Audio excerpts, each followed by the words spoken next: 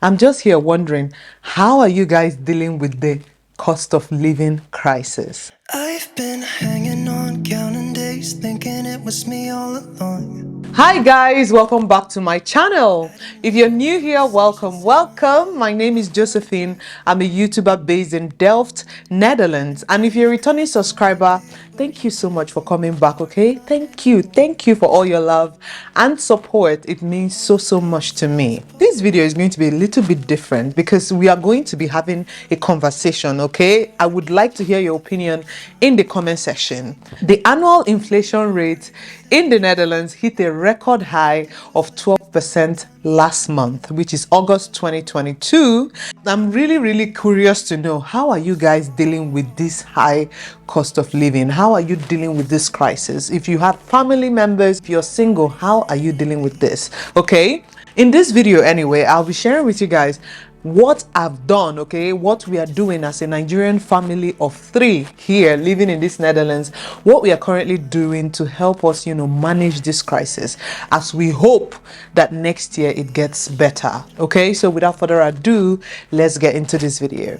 First of all, okay, let us even address what is really causing this inflation, what is causing this cost of living crisis. Well, I don't want to go into the political part of things, okay? Because if I do, I'm going to talk for like 10 hours, literally. But in summary, okay, this cost of living crisis is mainly driven by the high energy price that we have right now, and also like the high prices of some goods and services, especially those that have to do with like oil, fats and stuff like that. So do let me know, if you're Dutch, what do you think is the reason why we're having the cost of living crisis? Am I correct, or do you think there are other reasons why we're having this crisis, or why we find ourselves in this situation right now? Okay, so yes, let us just dive right into the things that my family is doing to really just manage and survive the whole situation. Okay guys, so the first thing that my family has actually tried to do is that, first of all, okay, we have tried to minimize our energy usage to the bare minimum. When I say the bare minimum, the barest of the barest minimum. Okay, now the first thing we did was to actually, through trial and error, we kind of figured out the appliances or equipment in our home that consume the most energy. Okay, for us it was mostly heating and also like cooking, okay, which mainly involves like using our induction cooker, the microwave and the oven. You see that microwave and oven, big energy consumers. So for heating, what we did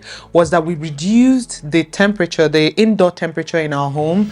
We reduced it to about 2 degrees less. Okay, it used to be, I think, 23 degrees, but now we reduced it to 21 degrees. Okay, so that means that the heating will only come up to support if the temperature within the house is below 20 to 21 degrees. We do have this equipment in the home. I don't know what exactly it's called, but really just monitors the temperature around the house, and then we are able to adjust this temperature to a desired temperature, which is about 20 to 21 degrees. Do let me know in the comment section if you stay in the Netherlands. Let me know if you have something like this in your home. Just let me know. Second thing that we've done is that we've completely shut down our windows. Okay, just in case you're new to the Netherlands, listen, opening the windows and allowing fresh air to come in is a normal thing that we do here in the Netherlands. It's September now, and the weather is getting a bit colder.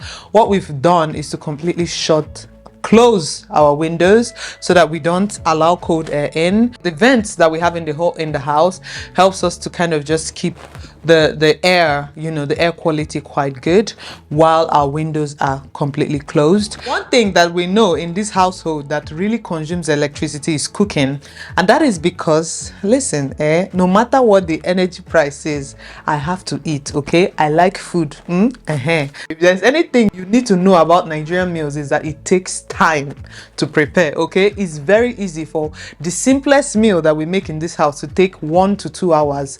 Very easy. easy. So what we've done in that regard is that we started cooking in bulk. Okay, we try to make our meals, like let's say meals that will last us 5, 6, 7 times, and we store them up in the freezer, and then anytime that we need the meal, we take them out and then we heat them up and eat again. Another thing that we've done is we've figured out that our microwave really consumes a lot of electricity. So what we've done is that anytime that we want to eat a meal and the meal is frozen, we try to bring out this meal out of the freezer on time. So if we're going to have the meal in the evening, we try to bring it out in the morning and then allow the meal to defrost naturally without it being in the microwave. And then whenever we want to eat, we can just heat it up for 1 to 2 minutes and it's good to go. Another thing that we've done that has saved us energy, especially in the area of cooking and food, okay, is that we try to cook during the weekends. Okay, I don't know if this is common in the whole of Netherlands. There are times when the tariff is cheaper and there are times when the tariff is normal or even higher. And for us, the electricity tariff is usually cheaper during the weekend and also at night from 11 o'clock. So what we've done is that we try to cook during the weekend so that we can cook at when we have a very low tariff. Okay guys, moving on. Okay, another thing that we've noticed that really contributes to our high cost of living, especially in our home, is our groceries. Okay, listen, I've said it before, we like food. Okay. Anyway, so yeah, we are actually big consumers of fresh vegetables, especially red vegetables like tomatoes, red bell peppers. I think a long pepper, I'm going to show you, I don't know what it's called, but this long pepper, we use that a lot to make like our Nigerian stews and also jollof rice. I also use them in some of our soup, like okra soup. I also use a lot of this red bell pepper. One thing I'll highly recommend is that if you are someone who uses a lot of fresh vegetables to cook, then open markets in the Netherlands will be your best friend this period. Okay, so the closest open market that we have around us is the Den Haag open market. I have a video on this channel where I showed you what this The Hague open market looks like. It's the biggest open market that we have in Europe. I'm just going to link that video somewhere in the card so you can check it out. But I go to this open market at least once or twice a week, and that's where I buy all my fresh vegetables. And I kid you not, this market has saved me more than 50 to 70% of the money I would have been spending on groceries. I'm not joking. In the open market, you can get varieties of groceries, fish, meat, egg, literally everything you need to make a meal, a proper meal, you can find in an open market. And one good thing is a lot of cities in the Netherlands do have open markets. So if you don't know about this, just check online and search for like open market in my city. I know that these markets, they don't open every day. I know they kind of open either once or twice a week, depending on your city.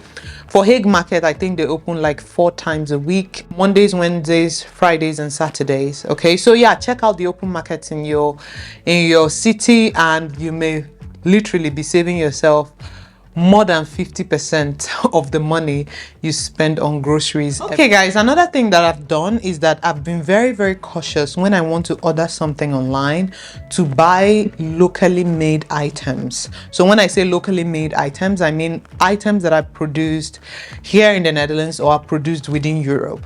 Now, because of the whole energy crisis, the euro is seriously struggling against the dollar. So what it means is that if you're buying clothing or anything that is priced in dollars, you are likely to pay much more for it, okay, than you would have paid maybe sometime last year.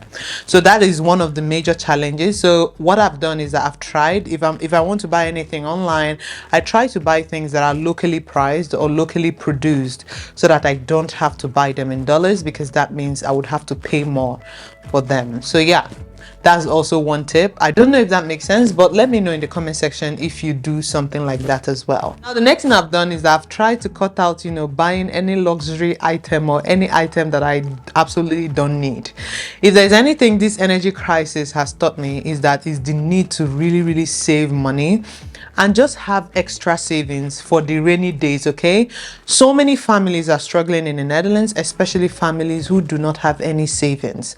This is definitely a very difficult period because now you have to pay like extra 200, 300, 400 euros on energy bills. Now you also have to pay significantly more for your groceries. Like the cost of living is just off the charts. So at this point, we don't know how long this would last. We are hoping that with some of the measures that the government is trying to put in place, that by next year, we won't be facing this hike in prices. But that's just a hope. To be honest, we really do not know what's going to happen, what next 2023 holds. This is the best time to actually start saving. If you don't do it previously, this is the best time to do it, okay? Now, the last thing, I think I've not mentioned this one, but I feel this is also where a lot of people are seriously struggling. Owning a car right now is a huge luxury, okay?